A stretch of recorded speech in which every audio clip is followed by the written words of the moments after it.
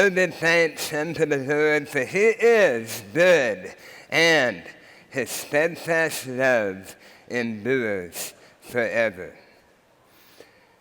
We hear that refrain 26 times in Psalm 136.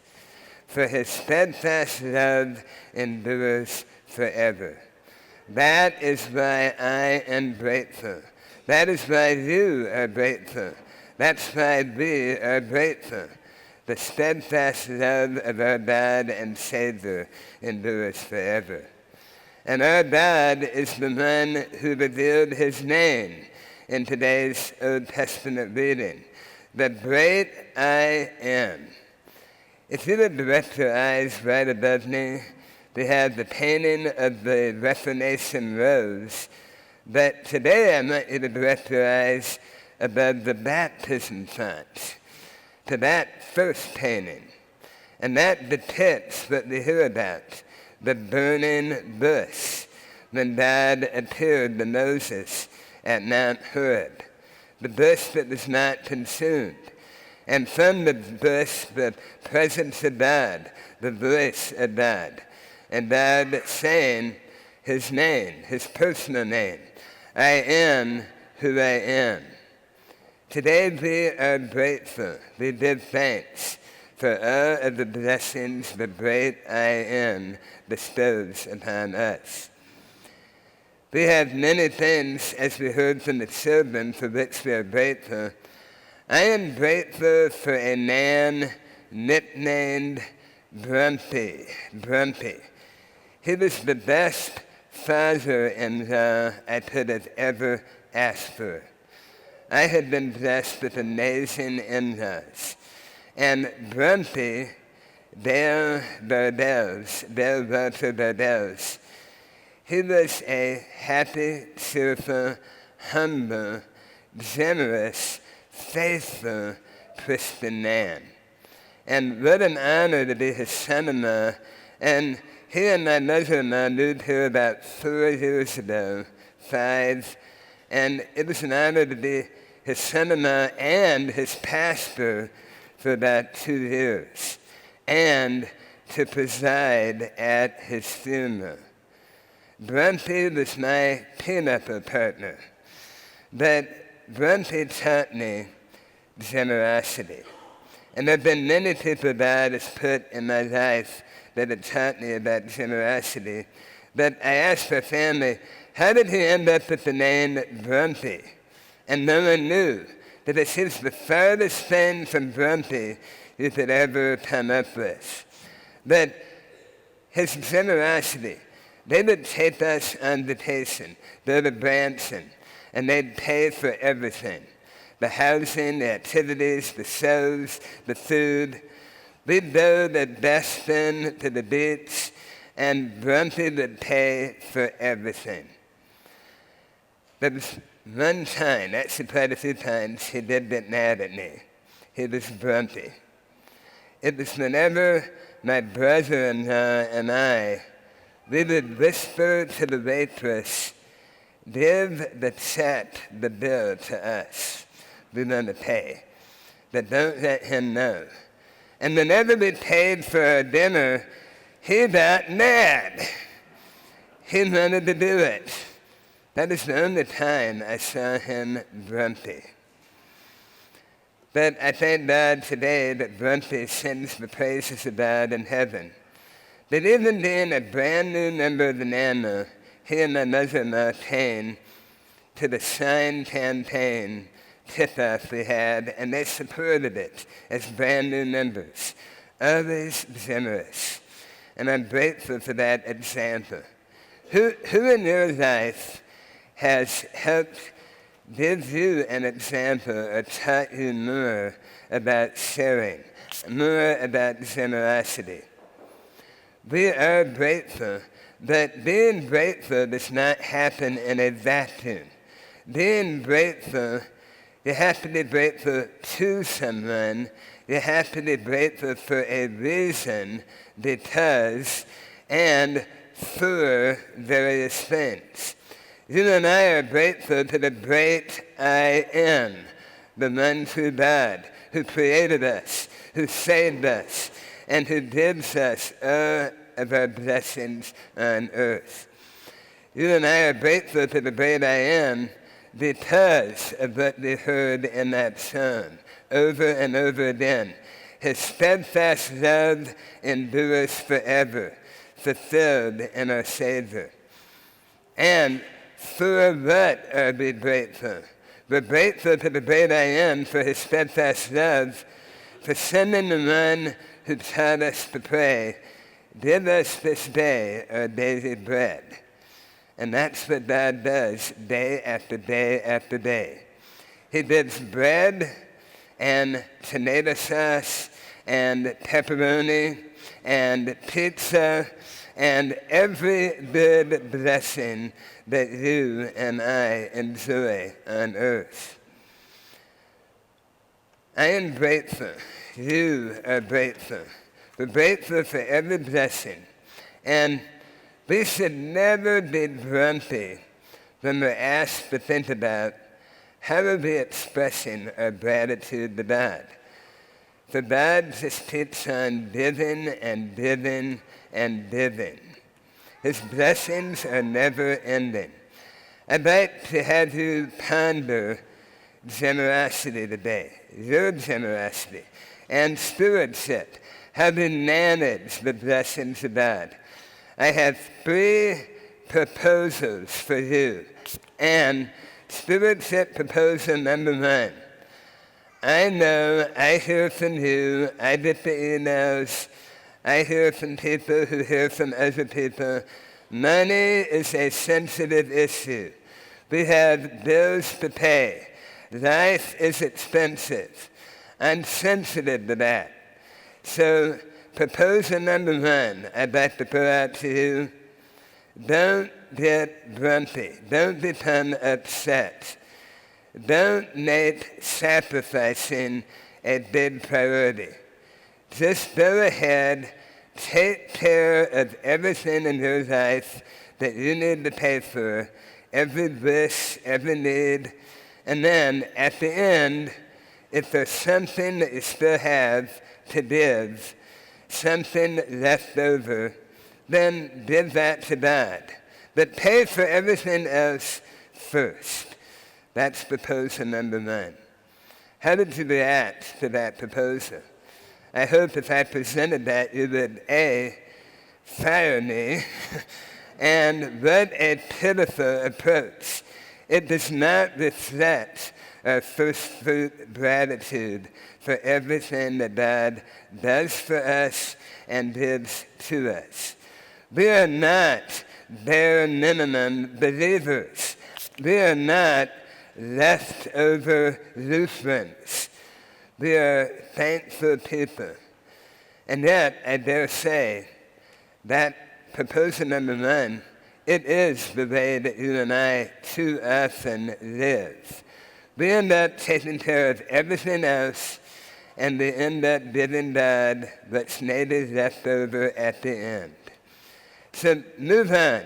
Proposal number 2. Stewardship proposal number 2. Do we believe in Scripture? Do we believe the Bible? Yes.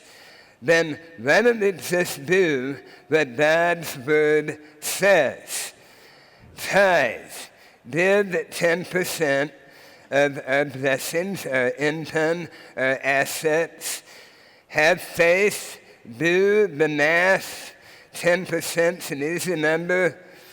If I made $52,000 a year, I'm going to give God $100 every week. That's a tithe. You can do the math.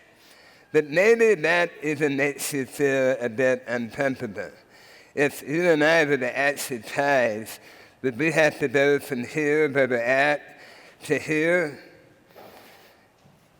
We have to admit that we're not always generous with the blessings of God. I present a challenge for you today. I encourage you to reflect on what the great I Am gives us every day. And that we grow in gratitude and generosity.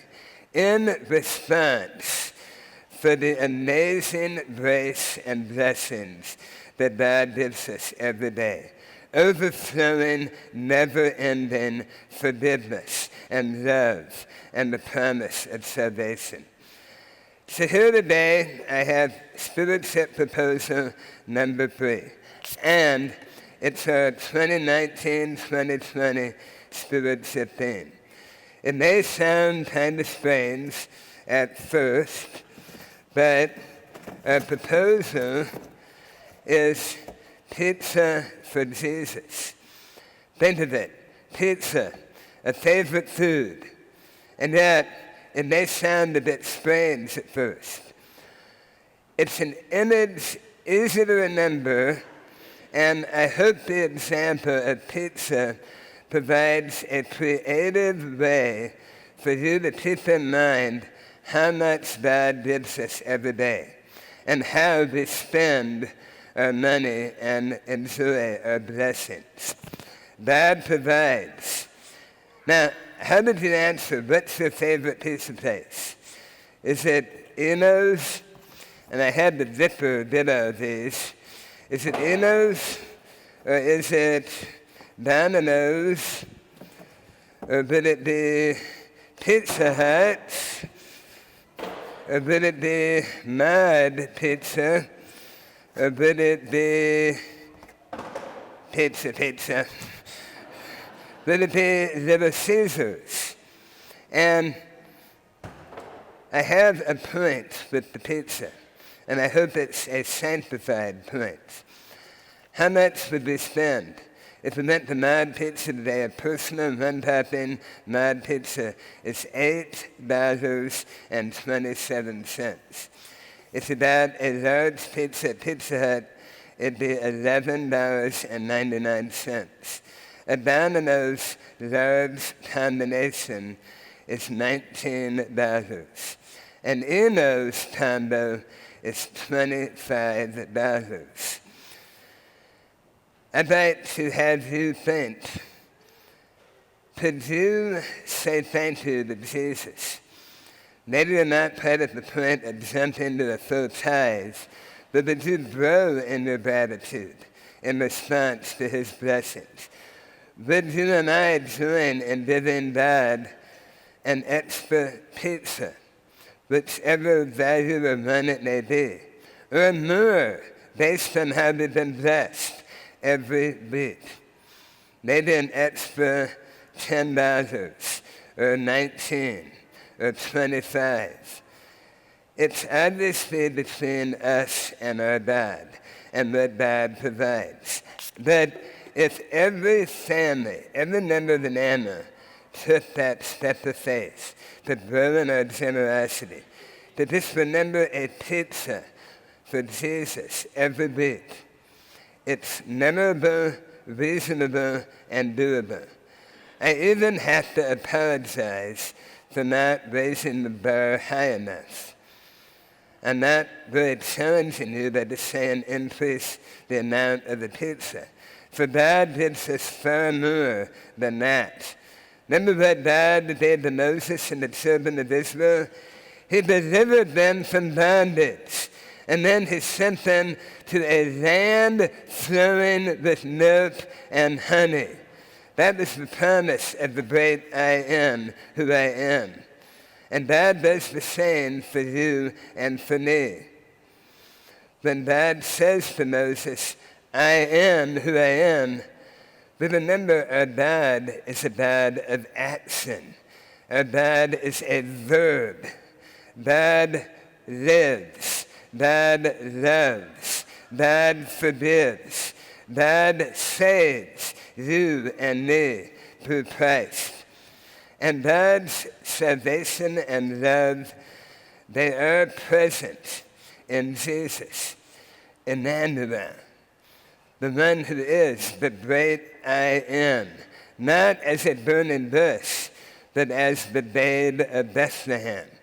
The great I am Jesus, who said, even before Abraham was, I am.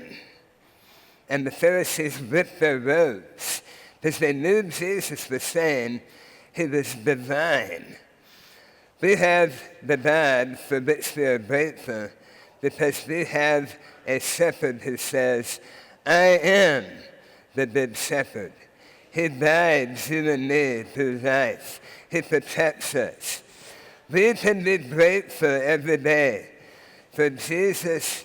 He comes to you in times of fear, uncertainty, sickness, and sorrow, even in response to death itself. And he says, I am the resurrection and the life. He who believes in me will never die, but will live forever. You and I can be grateful because of what happens right there at that font.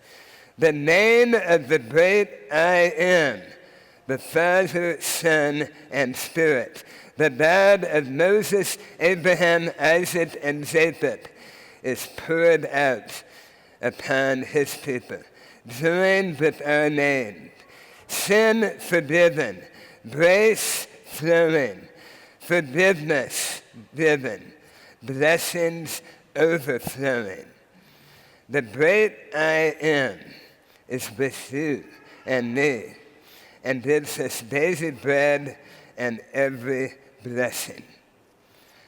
How many of you have seen one of these? I think every hand probably would go up. And how many of you have one of these? If you don't have one, I can get you one.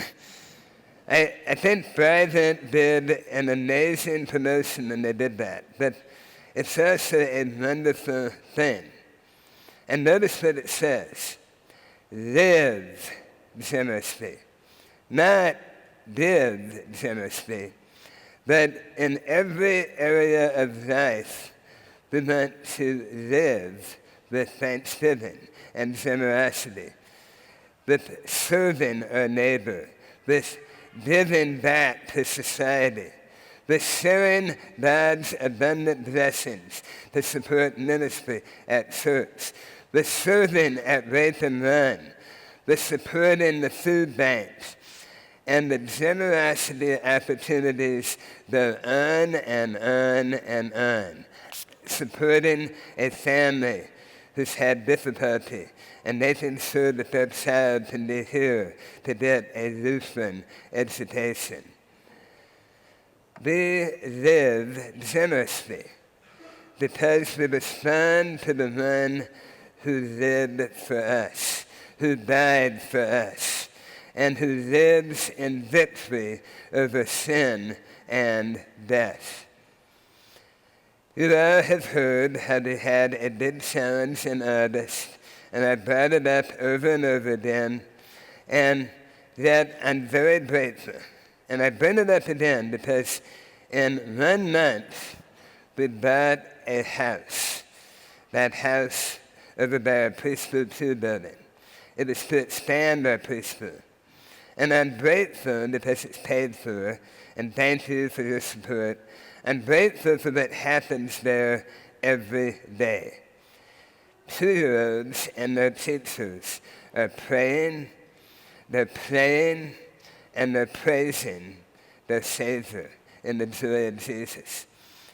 If you chose not to give to that, that's fine. I want you to hear this loud and clearly. You don't have to give to everything. And never feel bad or guilty when we ask. But whenever we make people aware of a repair, a need, an opportunity to expand mission, to support a missionary or outreach, or a district, or whatever it may be, some people respond. God produces fruit and thanksgiving. And that's why we ask. It's a joy to give back. I don't give to everything, but it's kind of funny. I have 20, in my mind, I have 2055 as my expiration date. I'm hoping to live to the 2055. And if I do, I'll be 90.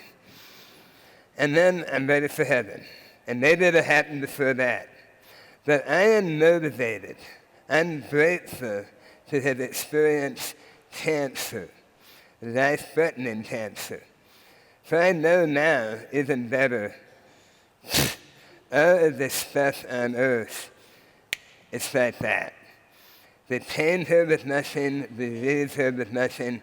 I'm going to leverage as many blessings as God gives me here on earth to support his kingdom, to give thanks for everything that he has done for us. Facilities facilitate ministry. They help us share the good news and to hear our children, as we heard them today, praising God. Pizza for Jesus. It's memorable, I think it's very reasonable, and it's doable.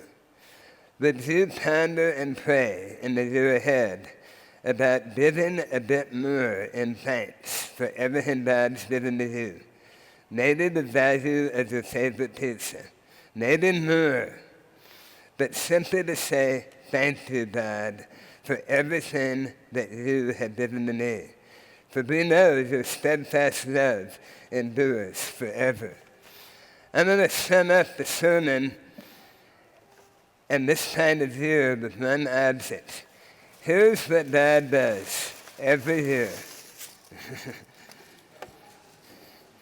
And they're everywhere. I made a mess, but God made these. And they're fine everywhere. It's time to wait and wait and wait. And you know what? God's blessings in your life and mine, they keep falling and falling and falling, not just for one season, but every day.